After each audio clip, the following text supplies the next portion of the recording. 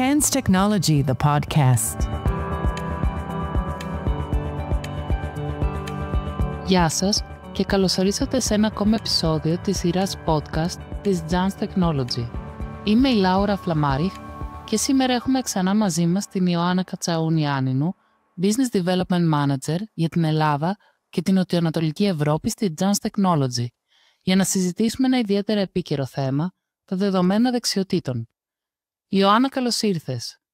Γεια σου, Λάουρα. Ας μπούμε κατευθείαν στο θέμα μας. Οι δεξιότητες βρίσκονται στο επίκεντρο της συζήτησης σε παγκόσμιο επίπεδο. Κυβερνήσεις, επιχειρήσεις, ερευνητές και φορείς χάραξης πολιτικής δίνουν όλο ένα και μεγαλύτερη έμφαση στη σημασία τους. Η Gartner τις έχει χαρακτηρίσει ως το «The New Currency for Talent», ενώ βλέπουμε συνεχώς άρθρα για επανειδίκευση, αναβάθμιση δεξιοτήτων, μελλοντικά επαγγέλματα, αλλά και τις πιο περιζήτητες δεξιότητες στη μετά-COVID εποχή. Ωστόσο, έχω ακούσει ότι είσαι κάπως διστακτική με τέτοιου είδους αναφορές, ακόμα και από έγκυρες πηγές όπως το Forbes ή το Παγκόσμιο Οικονομικό Φόρουμ. Γιατί συμβαίνει αυτό? Είναι ότι τέτοιες αναφορές σπάνια παρέχουν αξιόπιστα δεδομένα για να υποστηρίξουν τους ισχυρισμούς τους. Και όταν το κάνουν, τα δεδομένα αυτά είναι συνήθως εξαιρετικά μεροληπτικά.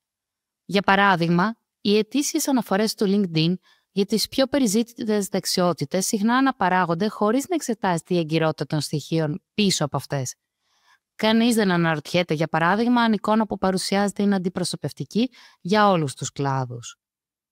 Το LinkedIn, για παράδειγμα, υποεκπροσωπεί σημαντικά επαγγέλματα που σχετίζονται με τη βιομηχανία και τις χειρονακτικές εργασίες. Έτσι, όταν οι αναφορές του δείχνουν ότι η μεγαλύτερη ζήτηση αφορά την τεχνολογία blockchain ή το cloud computing, αυτό δεν σημαίνει απαραίτητα ότι είναι οι πιο αναγκαίες δεξιότητες στην αγορά εργασίας συνολικά. Τότε, ποιες δεξιότητες είναι πραγματικά περιζήτητες?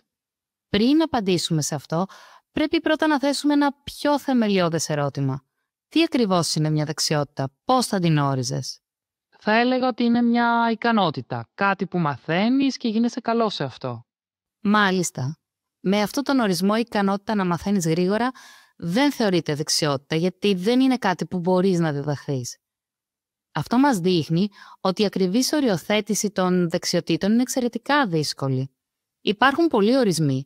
Για παράδειγμα, το ESCO, το Ευρωπαϊκό Σύστημα Ταξινόμησης Επαγγελμάτων και Δεξιοτήτων, ορίζει μια δεξιότητα ως την ικανότητα εφαρμογής γνώσεων για την ολοκλήρωση μιας εργασίας. Το αμερικανικό NET, από την άλλη, κάνει διάκριση ανάμεσα στις δεξιότητες και τις ικανότητες. Το Indeed περιλαμβάνει τα πάντα, από ικανότητες και γνώσεις έως προσωπικά χαρακτηριστικά, στην ευρύτερη έννοια των δεξιοτήτων.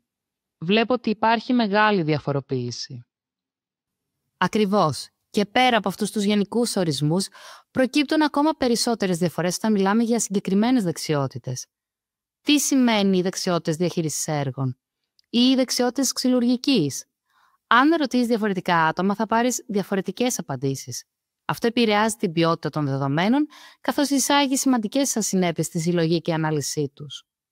Έτσι, όταν βλέπουμε μελέτες που βασίζονται σε αντιπροσωπευτικά δεδομένα, όπως οι αιτήσεις εκθέσεις της Manpower Group, η εικόνα είναι τελείως διαφορετική. Για χρόνια, οι πιο δύσκολες θέσεις προς κάλυψη αφορούν επαγγελματίες τεχνικών ειδικοτήτων, οδηγούς φορτηγών και εργαζόμενους στον τομέα της υγείας. Αυτές είναι οι πραγματικές ελλείψεις στην αγορά, όχι ανεπάρκεια προγραμματιστών blockchain. Και όμως τα περισσότερα reports δείχνουν ότι οι ψηφιακές δεξιότητες είναι οι πιο περιζήτητες. Πώς εξηγείται αυτό? Κυρίως λόγω των πηγών που χρησιμοποιούνται. Τα περισσότερα reports βασίζονται σε δεδομένα από αγγελίες εργασίας στο διαδίκτυο και επαγγελματικά δίκτυα. Ωστόσο, πολλές αγγελίες δεν δημοσιεύονται καν στο διαδίκτυο, ειδικά σε αγορές με έντονη ζήτηση. Και φυσικά, κάποιες κατηγορίες επαγγελμάτων, ιδίως εκείνες που απαιτούν ψηφιακές δεξιότητες, έχουν μεγαλύτερη παρουσία στο διαδίκτυο. Άρα τα δεδομένα είναι μεροληπτικά. Ακριβώς. Και αυτό είναι μόνο ένα από τα πολλά προβλήματα. Άλλα σοβαρά ζητήματα περιλαμβάνουν τα διπλότυπα δεδομένων, τη γενίκευση των δεξιοτήτων σε ακατάλληλους όρους και την έλλειψη λεπτομερούς κατηγοριοποίησης. Για παράδειγμα, ο όρος ψηφιακές δεξιότητες δεν σημαίνει τίποτα αν δεν προσδιορίσουμε αν αφορά βασική χρήση υπολογιστή, social media marketing ή προγραμματισμό σε Python. Άρα πώς μπορούμε να βελτιώσουμε την κατάσταση? Πρέπει να εγκαταλείψουμε τις απλουστευμένες λίστες δεξιοτήτων και να υιοθετήσουμε μια πιο λεπτομερή, διαφοροποιημένη και ακριβή προσέγγιση. Αυτό σημαίνει να έχουμε σαφείς και ακριβείς ορισμούς των δεξιοτήτων, να χρησιμοποιούμε οντολογίες που αναγνωρίζουν τη σημασία του πλαισίου, να συνδυάζουμε δεδομένα από πολλαπλές πηγές ώστε να μειώνουμε την προκατάληψη. Σημαντικά σημεία. Σε ευχαριστώ, Ιωάννα, για την πολύ ενδιαφέρουσα συζήτηση. Και εγώ ευχαριστώ.